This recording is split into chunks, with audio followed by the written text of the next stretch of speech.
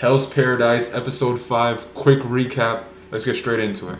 So Sagiri wakes up after going unconscious in the last episode, and Genji tells her that she went unconscious due to the butterfly scales, which contain poison. Earlier that day, Gabimaru went around to research and find ingredients around the area. Gabimaru tells the crew that the plants and the flowers laying around the area could have been at one point humans.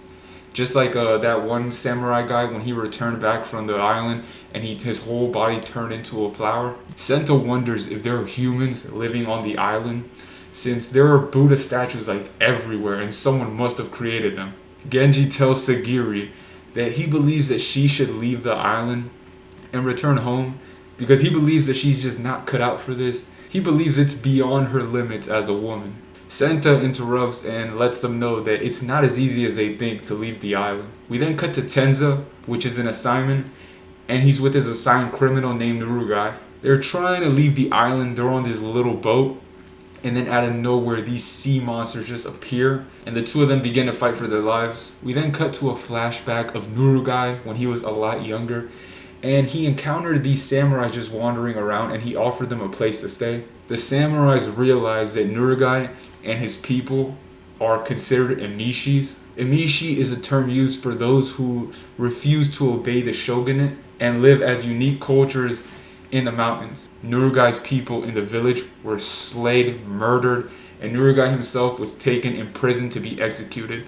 And now we're in the present, and Tenza and Nurugai, they encounter Kisho as he's slowly turning into a flower. A sea creature appears and then just chops him up, murders Kisho. Nurugai then drops to his knees and pretty much tells Tenza that it's his time to die because he's been feeling like shit ever since his village got murdered due to him allowing the samurais to come to his village. And so Tenza continues to fight off the monsters.